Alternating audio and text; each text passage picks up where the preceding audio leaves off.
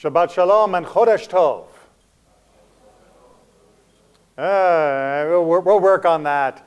I know it can be a little hard after our Torah reading to find inspiration. Tazria, Metzora is not a portion of the Torah that most people find inspiring, but we need to work on that. We need to work on that. Now, people will tell me, they'll say, Rabbi, look, some Bronze Age book. Really? We're supposed to be inspired by this section of the Bronze Age book?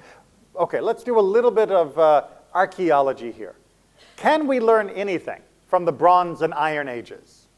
Ancient antiquity, 2,000, 3,000, 4,000 years ago. What do we actually learn by studying anything from the ancient world? History, mystery, right? But the present is the present. What do we know thanks to that? Well, our building stands up thanks to them. They are the generators of engineering that we still rely upon, whether it be the invention of the arch, whether it be the development of geometry, whether it be the principles of algebra. These were all discovered and elucidated during the Bronze and Iron Ages. The astronomy that governed our flight to Artemis and back has its roots in the calculations and observations of the ancient communities of the world. That's pretty good for 4,000 years old. They weren't such dummies back then. But I can hear you having your counter-argument already, and I'm not going to make you even say it out loud because I know you'd be embarrassed. But surely, Rabbi, the insights of the Iron and Bronze Ages about math, about the sun, the moon, the stars, the fact that they could figure out the earth was round or how big it was, that's all very well and good, but only because those are stable values, right? Pi is going to remain 3.14, etc., forever. So therefore, when they figured it out, it's still useful to us. The sun is going to be the sun for at least as long as humanity is likely to be around. So the sun, yeah, it's fine. Its path, the path of the planets, those are things are normal. Those predictions are routine. We can still rely upon what they taught and build upon its back to do great things because those are eternal, physical truths. But ritual purity? Honestly, isn't this just outdated medicine? Isn't just people scrambling in the dark trying to figure out the strange ailments that beset them and coming up with some voodoo version of what they're going to do to take care of it? That's what many people feel about Tazria and Metzora, these two portions that deal so much with the affliction known as Tzara'at. Well, no, that's not all that we can take away from this. This is not merely outdated medical advice, any more than kashrut is outdated dietary advice. Instead, these are deep insights into human personality, human nature, human psychology, and human spirituality. But you'll tell me, you were only going to give me a free pass on the ancient science of the ancient world because the ancient world and the modern world are basically the same. But ancient people and modern people, fundamentally different, right? There is a gulf between the nature of a human being 4,000 years ago living in the shadows of the pyramids and somebody living in Orlando in 2026. No. Humans are the same. Our wardrobe is different, absolutely, and I don't just mean that physically. Obviously, our clothes are different, but some of the trappings of our technology have changed. They didn't have all of the perks and benefits that we now rely upon, such as air conditioning, thank God. But the human inside, whether they were sitting in a hut, whether they are sitting in a cave, whether they are sitting in a stone palace, whether they are standing on the bow of a ship heading across the South Pacific, it's the same human being.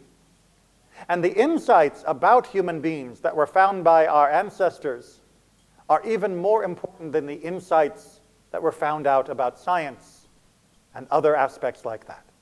Because the science we continue to update, and while we may not be changing the definition of pi, We certainly have come a long way from what they originally invented, and their contributions were essential, but now are secondary to our own. But the analysis of humans, that is something that we have gotten horribly wrong in the modern world. We have introduced incredibly important insights into our governance and into the organization of our society. But in the process of doing so, we have thrown out babies with bathwater. While giving more freedom, while giving more personal autonomy, by allowing for more rights to more individuals and how our societies would be structured, which are all good and blessed things for which we as individuals and as the Jewish people benefit, we also threw out the insights that we still desperately need. And we replaced them with a lot of trash. So let me just give you a few examples of what we can glean from our Tazria Metzora study. Because we do not have a Beit HaMikdash, we do not have a Mishkan, we do not have a temple in order to practice much of what is being discussed in this Parshiot. Our state of ritual purity is immutable. We are all ritually defiled as we speak. It's okay. I don't hold it against you. You don't hold it against me, because that isn't a bad thing. It simply is a thing. But that doesn't mean that there is nothing to learn here. So take, for example, the basic idea that is at the heart of this parasha. There is such a thing as ritual impurity, tuma.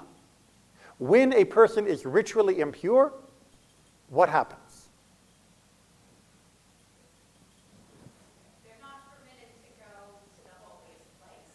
They're not permitted to go to the holiest places. They cannot, if they are a Kohen, go into the temple precincts, and if they are a regular shmiel like the rest of us, they can't offer sacrifices during that time, nor partake of the meat that was offered in sanctity that is sacred. That's it.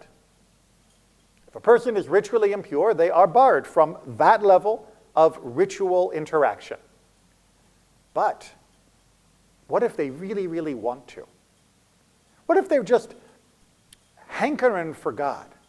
They've got a passion for God, and yes, they recently came in contact with a dead body, or in this particular parasha, they have recently contracted tzara'at, and they are in the treatment phase while we are waiting to see how it develops, and so they are in isolation, but they really, really want to offer a sacrifice. Maybe if they offer a sacrifice, God will cleanse them of their affliction. And they really, really want it. What does the Torah say? No. No. The fact that you want something doesn't make it right. The fact that you want something, even with good justification, doesn't make it permitted. The fact that something seems like a good idea to you doesn't mean that everyone else has to go along with it. Doesn't mean that we're going to kill you. We're not going to stone you and pillory you. Indeed, the people who were going through this process were treated with the utmost of respect and care, and you will note from the reading, if you were paying attention, they are still kept within the overall orbit of the community. They are not cast out into the wilderness never to return. They are simply placed at the edge until their status can be fully verified, understood, and then we know exactly what their presence will or won't do with regards to the status of ritual purity. But in the meantime, there will be limits on you. You have limits. And those limits are not defined purely by your own desires. Those limits are not defined purely by your own personal will.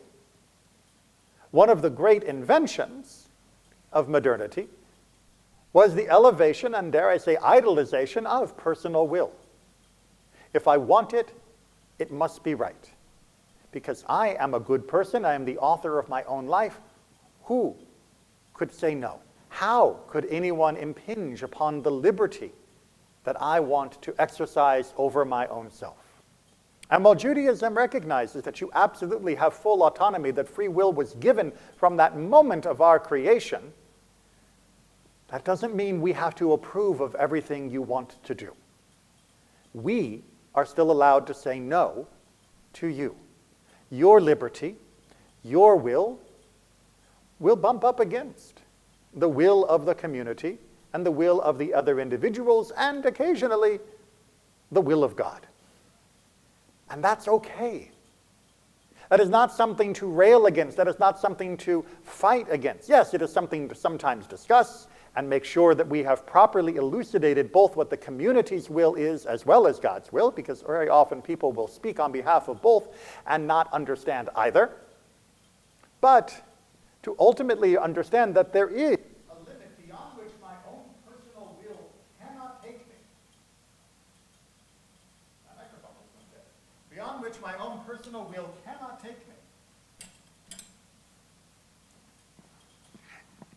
This is an essential insight of this Bronze Age document. This is something that was understood in antiquity when human relationships were not so disposable. When you lived within a small community, much like TI, but this was it, right? Beyond the borders of this would be our houses, our farms, our shops, but there wouldn't be hundreds of thousands of other people, which means if you want to get through next winter, you're going to have to deal with these people around you. But on the plus side, when you're having trouble getting through next winter, these people are going to be helping you. And that meant that we were conscious, constantly, of the fact that other people mattered. That they were not commodities. They were not mere opportunities for personal aggrandizement or personal satisfaction. That our relationships were not purely transactional, but were relational in the long term, multi-generational relationships among us, within our communities.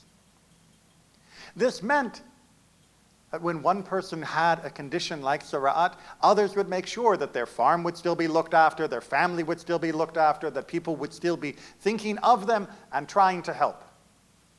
And it meant that when they were better, they would do the same for others. And it also meant that while they were ill, they recognized that there were limits on themselves, because their limit to go to the temple should not become everyone else's limit.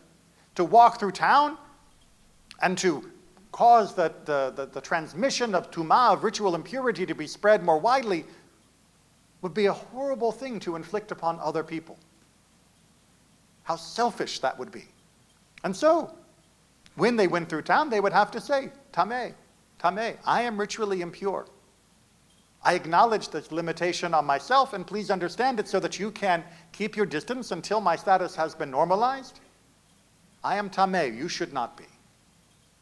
Not because I am evil, not because you are good, but simply because this is the ritual that we have for our people. This is a limitation on how we reach out to God. Now you may be thinking the entire idea is fundamentally wrong. Why should there be any limits at all on how we reach out to God? Why indeed? If I think this is a good way to reach out to God, then surely I should be allowed to offer a sacrifice wherever I stand, not only at the altar in Jerusalem. Surely I should be allowed to build an idol in order to give physical manifestation to my vision of God. Surely I should be allowed to sacrifice my neighbor, my child, because this is my passion. We can see how quickly it spirals out of control when we make up the rules for ourselves, when there are no rules that are in place to guide us. The whole point of Tazria and Metzora was to say that you will be disturbed at different points, and that is okay. You will be undone when you come face to face with the dead, and that is a source of ritual impurity. You will come unglued from your sense of self and place in the world when you contract Sara'at, and that is okay, but you will need time to recover. You will become quite a nervous wreck after the birth of a child. And Tazria tells us there will be a period where you will have to go through a reconciliation within yourself, in your relationship with God, before you are ready to re-enter the sacred precincts. You may deny it. You may say, oh, that'll never happen to me. Being around the dead doesn't bother me. My tzara'at doesn't define me. I'm fine.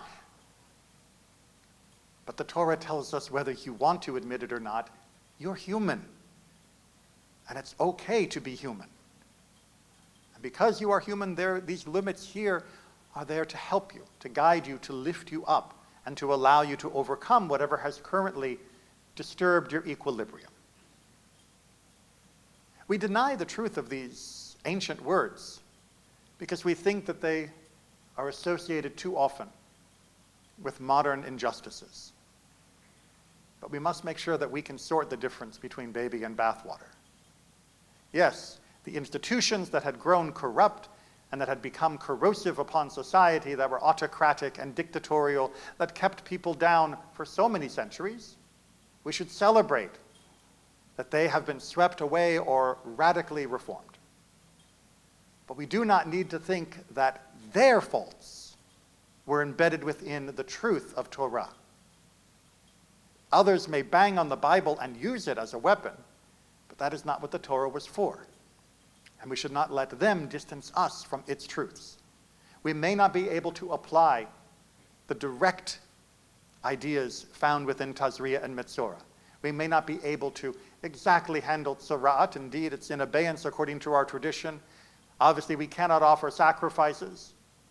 But we must understand that it was still teaching us truths about what it is to be human. And those truths are still relevant, and those truths can still guide us. And we need to make sure we are looking for them. It is not just an ancient book meant to gather dust or be used only as an object of veneration. The Torah speaks to the human soul, because the human soul is eternal and will never change. Thank God. Shabbat Shalom and Chodesh Tov.